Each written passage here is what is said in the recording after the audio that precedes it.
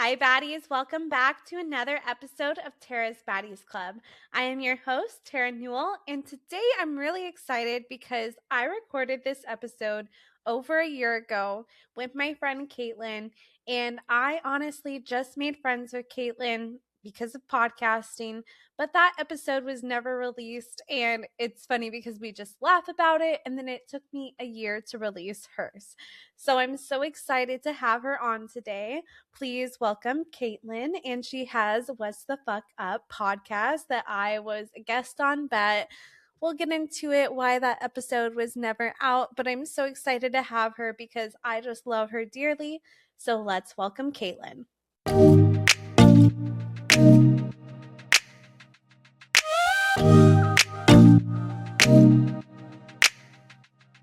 Well, welcome, Caitlin. Thank you so much for coming on. I am so excited to have you because I feel like we did podcast, but we really just became friends instead. It's so true. We went from podcasting to just having a full day together and trauma dumping and bonding and everything you could do in like a 12-hour period. It was great.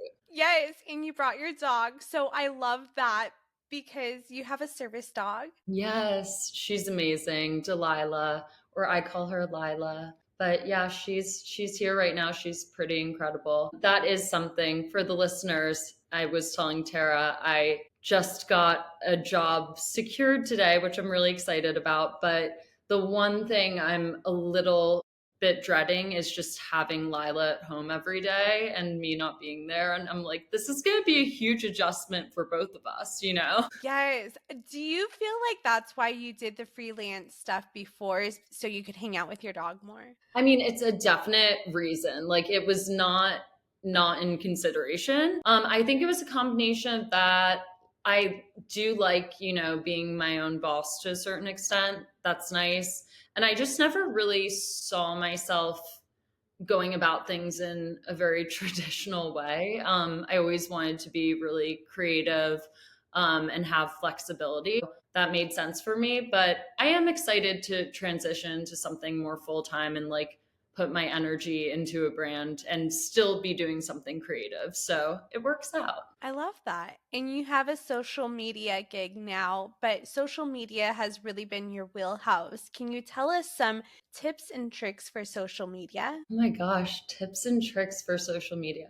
Okay, this is one that I learned that I didn't really pay attention to, and now I've started to notice it, and it's very interesting. For videos, so TikToks, hopefully those won't go away, and Reels, when you're trying to hook people in the first couple of seconds, something that you can do is be moving or doing a task like while you're starting to speak or starting the video because it kind of, I don't know, for whatever reason it catches people off guard and they want to like keep seeing what you're doing because they want to see you finish, go sit down or finish eating the chip or whatever it is. So that's a way you can grab people's attention. That's a hook trick. So that's something. Yeah. I love that. And is there any tips with like how many seconds you do with reels? I don't really think so personally. I think reels now can go up to 90 seconds. So there is,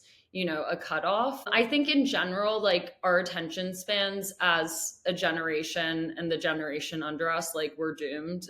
Our attention spans are absolute. Can I curse? Absolutely. Okay, they're absolute shit, our attention spans.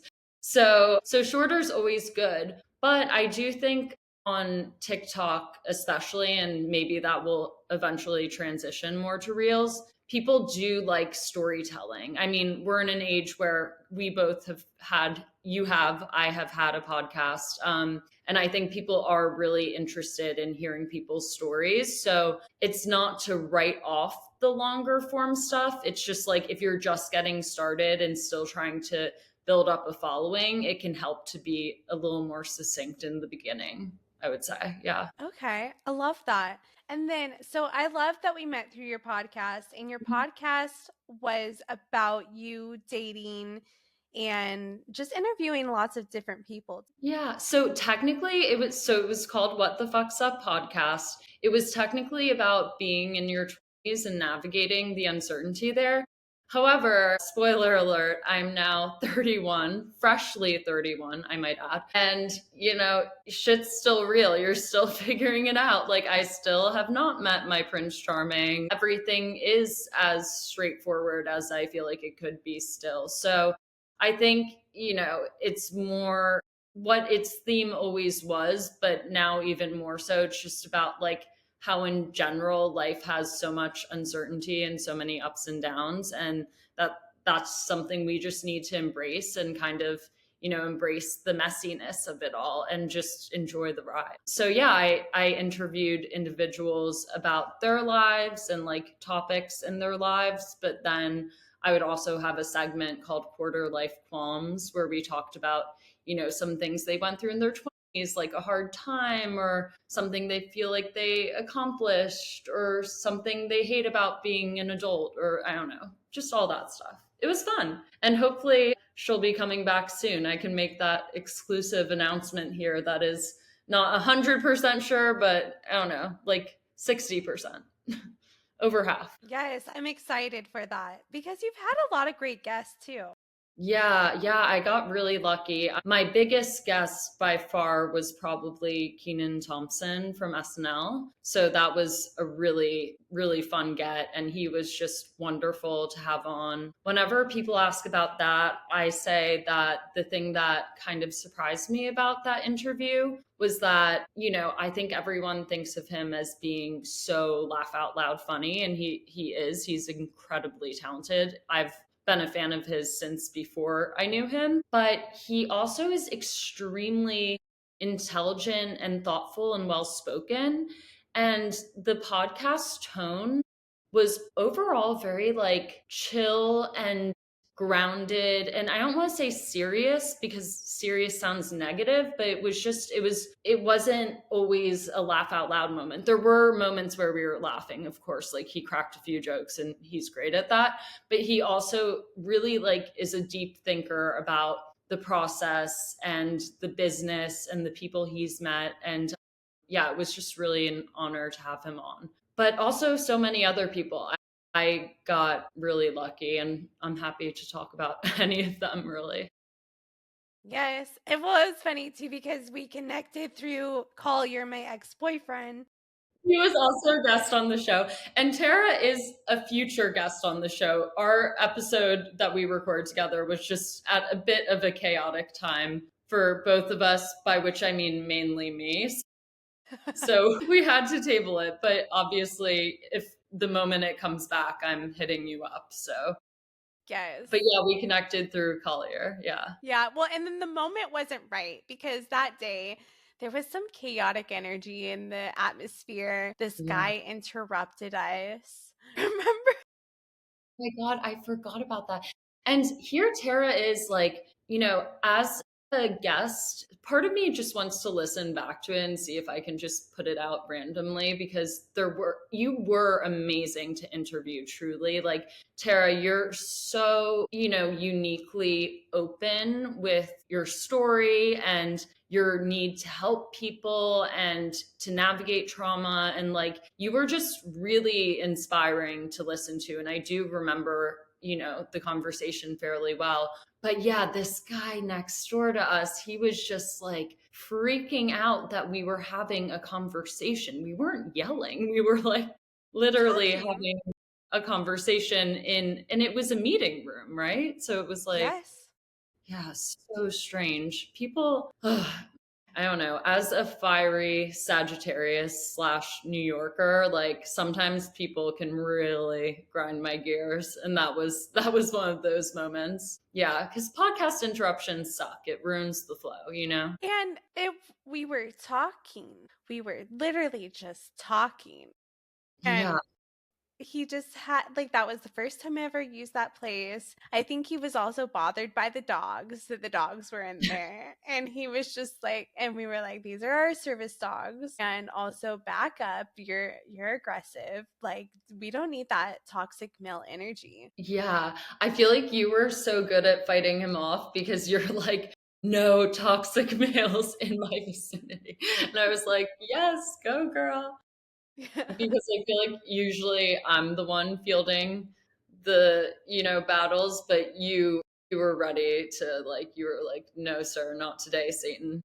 It was that kind of energy, and I love to see it personally. Yeah, well, I think I told him it was like we're just having a conversation. Like this is, like this you could put on headphones. Yeah. There's also another office on the other side if we're too loud for you. We're already set up here. We have equipment that we put all over the place. Yeah, like I don't know. He can be so for real, seriously. But do you still live in the same place? Yes, I do. I It's a do. very nice spot. Thank you. Yeah, no, it's just right now because of the fires, like I don't know if you guys could I'm tell. so sorry, by the way. I should have said that up top. No worries. I'm like an hour away, but like the fires are just like the smoke's everywhere. So like my eyes, I'm like, oh my gosh, I like, Yeah. but it's just crazy. And like, Collier's in Santa Monica. So that I'm like, are you okay? Checking up on that. And then I have everyone's location on the map. My God, just to like check on them. It's so Yeah. dark. Yeah, I mean, I feel so bad for my friends living in and from LA. It's so horrible what's happening, and it's such a scary I don't know, just example of how real global warming is because it's so catastrophic. Like Yeah. it's kind of being, in New York and not LA. It almost is kind of hard to wrap my head around. Like it doesn't seem real. It's too horrible. Right? Like Yeah. this is like the map. Oh my God. And Wow. I'm like right like in the middle. Awful. Yeah. I'm so sorry to everyone on the West Coast having to deal with that. It's a lot. Okay, so it's kind of crazy because yesterday we all got alerts saying that we needed to evacuate Mm. no matter like what area we were in. And so I don't know if the alerts for me are also getting mixed up for other people or whatnot. I saw something posted on Instagram by an LA account saying that they did that by mistake. Yeah. Yeah, so I don't know if I need to boil water now or if it's just LA County. Yeah. I think I wouldn't drink out of the tap water to begin with. Would you? Well, New York's like known for having totally good tap water, so yes. Like a water person. Like Yeah. I go get that alkaline water. If a friend has a Kagan machine, I'm like, can I fill a few jugs up at your house? Yeah. I feel that. I will say I think I'm pretty good at tasting the differences in waters. I don't know if I could like call the exact brand, but if you gave me like 2 cups of water and one was like a nice brand and the other was tap, I like to think I could tell and know which is which. Well, if New York has really great water, Flex. yeah, maybe they just go to the sink and just sell that. I hope not. I hope they do a little more, or actually carry it from, like the Swiss mountaintops, like they say. Let's hope they do. Let's hope they do. Yes. So, okay, navigating your 20s, do you feel like your 30s is different from your 20s? Yeah, that's an interesting question.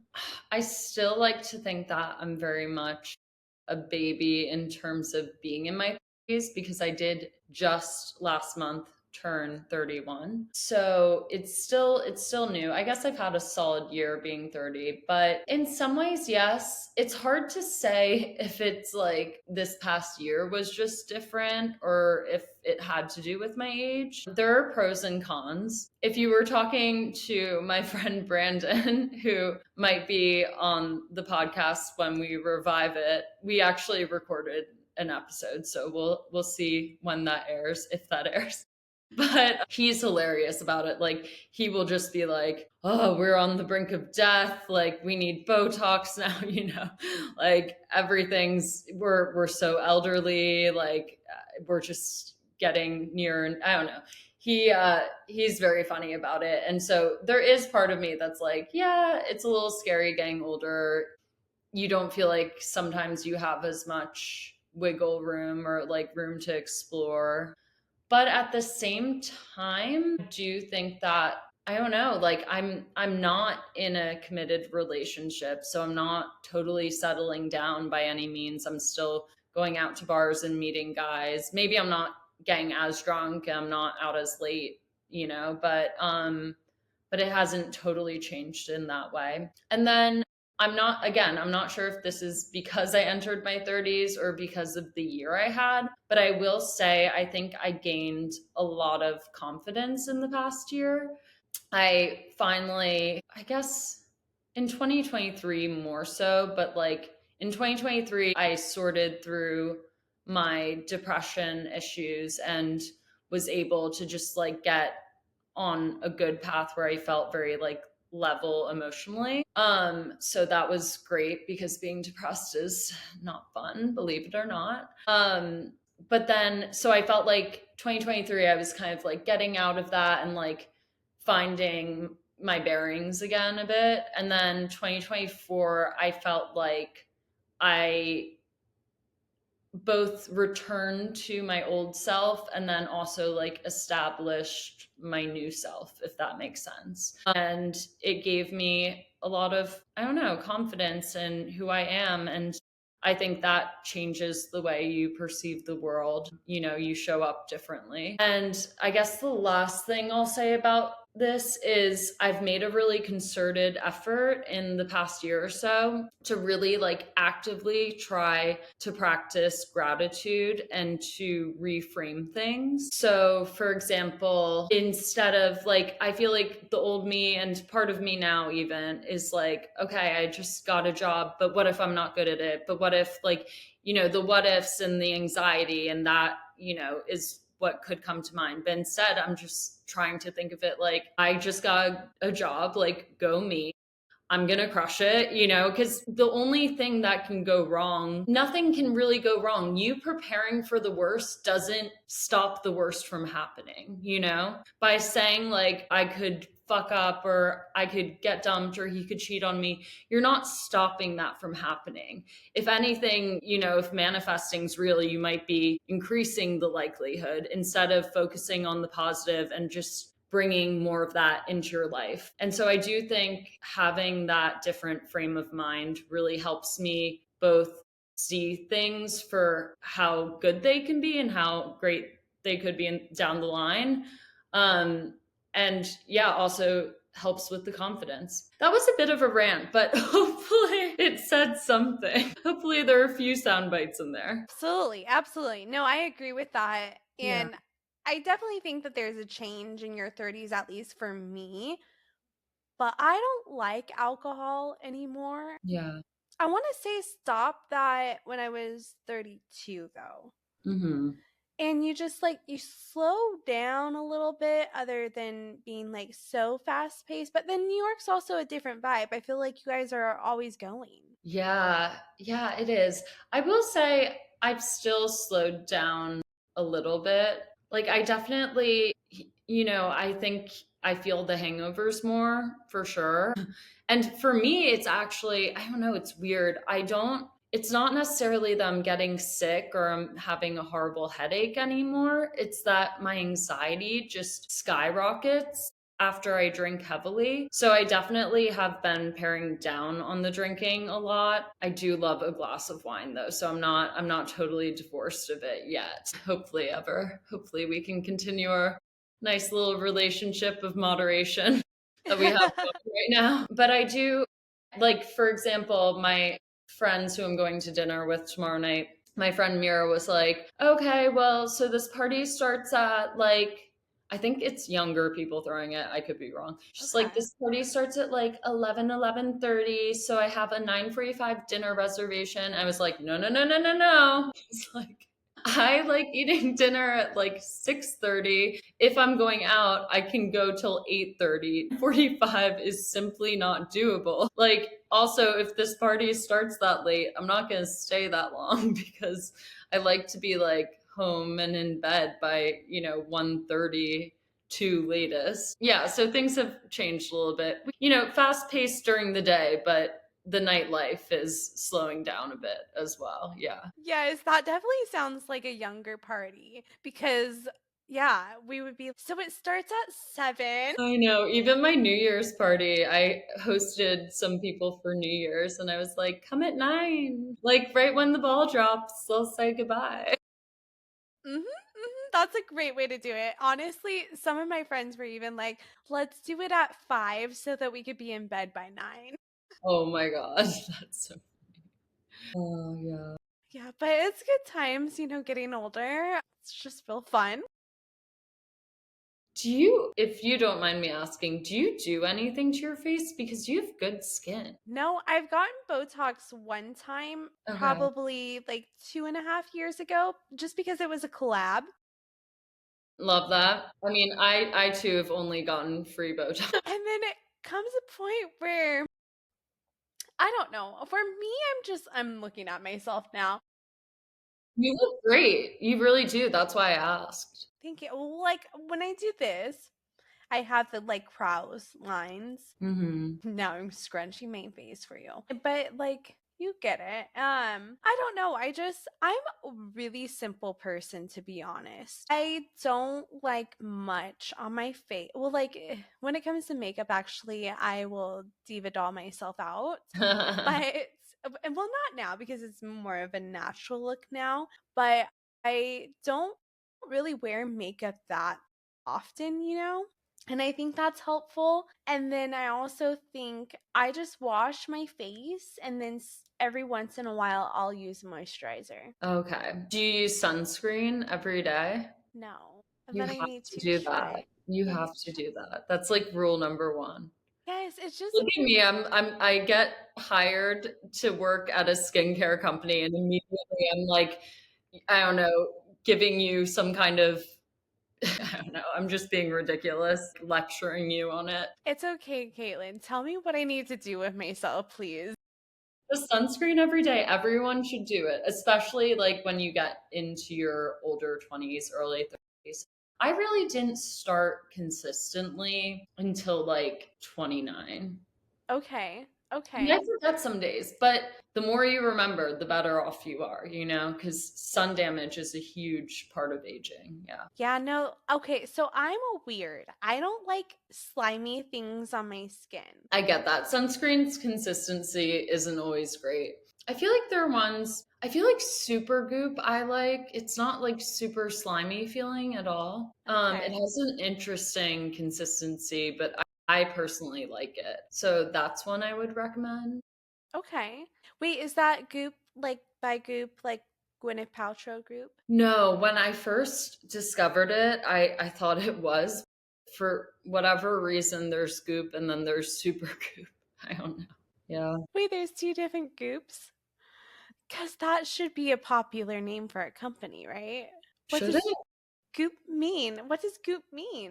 I don't think it means anything. I mean, if it does, I'd love to know.